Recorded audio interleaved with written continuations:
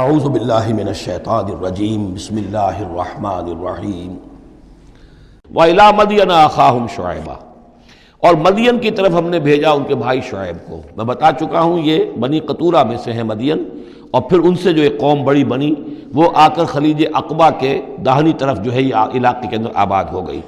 اور یہ انٹرسیکشن ہے، روڈز کا کراس روڈ ہے۔ قافلے جو جنوب سے شمال کو جاتے تھے یمن سے شام کو، اور شام سے یمن کو، وہ گزرتے تھے شمالاً جنوباً، اور قافلے جو عراق سے آتے تھے اور مصر کو جاتے تھے وہ گزرتے تھے شرقاً غرباً۔ اس طریقے سے یہ جو ہے انٹرسیکشن تھا ان قافلوں کا، تو یہاں بڑی خوشحالی ہوئی، کاروبار چمکے ان کے۔ لیکن اس قوم کے اندر پھر وہ خرابیاں آئیں جو ہم پڑھ چکے ہیں سورہ اعراف میں، کم تولنا، کم ناپنا، رہزنی کرنا، جھوٹ بولنا، دھوکہ دینا، یعنی شرک کے علاوہ۔ وَإِلَىٰ مَدْيَنَ أَخَاهُمْ شُعَيْبًا، اور مدین کی طرف ہم نے بھیجا ان کے بھائی شعیب کو۔ قَالَ يَا قَوْمِ اعْبُدُوا اللَّهَ مَا لَكُم مِّنْ إِلَٰهٍ غَيْرُهُ، انہوں نے بھی یہی کہا کہ اے میری قوم کے لوگو، اللہ کی بندگی کرو، تمہارا کوئی الہ نہیں ہے اس کے سوا۔ وَلَا تَنْقُصُوا الْمِكْيَالَ وَالْمِيزَانَ، اور نہ کم رکھو پیمانوں کو اور نہ ہی میزان تول کو۔ إِنِّي أَرَاكُمْ بِخَيْرٍ، میں تمہیں دیکھ رہا ہوں کہ آسودہ حال ہو، اللہ نے تمہیں آسودہ حال کیا ہے۔ انی اخاف علیکم عذاب یوم محیط، لیکن اگر تم اپنی ان غلط بدعمالیوں سے باز نہ آئے تو مجھے اندیشہ ہے کہ تم پر ایک ایسے دن کا عذاب آ جائے گا جو تمہیں گھیر لے گا۔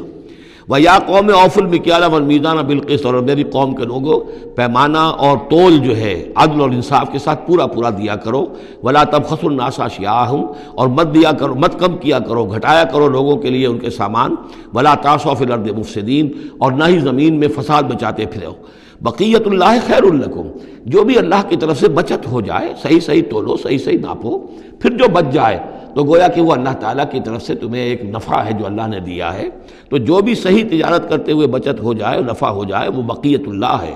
بقیت اللہ خیر لکم ان کنتم مؤمنین، اگر تم مومن ہو، اگر مانتے ہو میری بات کو، ماننے والے ہو تو وہ تمہارے لیے بہتر ہے۔ وما انا علیکم بحفیظ، لیکن میں تمہارے اوپر کوئی نگران اور نگہبان نہیں ہوں، میں ٹھیکیدار نہیں ہوں، میرا کوئی زور تم پر نہیں چل رہا، میں تمہیں سمجھا رہا ہوں اور نیکی کی تلقین کر رہا ہوں۔ قالوا یا شعیب وصلاتک تأمرک ان نترک ما یعبد آباؤنا، انہوں نے کہا اے شعیب، کیا تمہاری نماز تمہیں اس بات کا حکم دیتی ہے کہ ہم چھوڑ دیں ان کو کہ جن کو پوجتے تھے ہمارے آباء و اجداد؟ اگرچہ حضرت شعیب کی گفتگو میں تذکرہ نہیں ہے، لیکن یہ کہ وہ کامن مرض جو ہے، مشترک مرض، بیماری، وہ تو موجود تھا، یعنی وہ شرک۔ او ان نفعل فی اموالنا ما نشاء، یا یہ تمہاری نماز جو ہے تمہیں روکتی ہے، حکم دیتی ہے اس بات کا کہ ہم اپنے مال میں جو چاہیں نہ کر سکیں۔ ہمارا مال ہے، یہ جو آج بھی دنیا میں تصور ہے، سیکریڈ رائٹ آف اونرشپ، میرا مال ہے، میں جو چاہوں کروں، اسی سے پھر وہ ساری خرابیاں پیدا ہوتی ہیں۔ مال آپ کا ہے، اللہ کی امانت ہے، آپ کے پاس ہے، مالک اللہ ہے، لیکن اس میں اللہ کے حکم کے مطابق تصرف کرنا ہے۔ یہاں کوئی سیکریڈ رائٹ آف اونرشپ نہیں ہے۔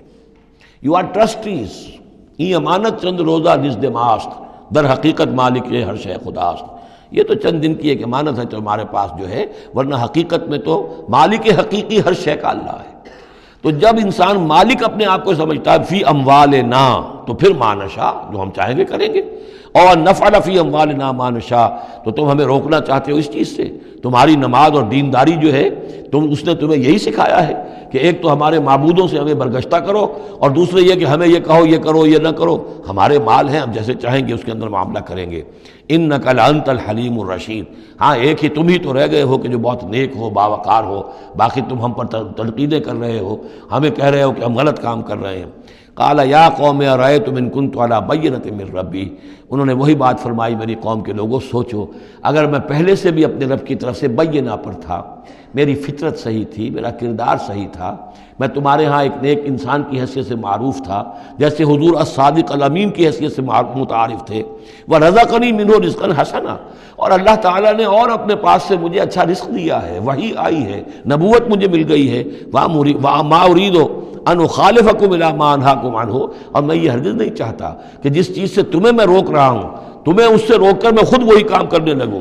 ان اريد الا الاصلاح، میں نہیں چاہتا سوائے اصلاح کے، مستطاعت ہو، جتنا بھی میرے امکان میں ہو، وما توفیقی الا باللہ، اور میری توفیق تو ہے تو اللہ ہی کی طرف سے ہے، جو بھی میرے اندر ہمت ہے، جو بھی استقامت ہے اور جو بھی مجھ سے کام بن رہا ہے وہ اللہ کی طرف سے ہے۔ علیہ توکل، تو میں نے اسی پر توکل کیا ہے، وإلیہ انیب، اور اسی کی طرف میرا رجوع کرنا ہے۔ صدق اللہ العظیم۔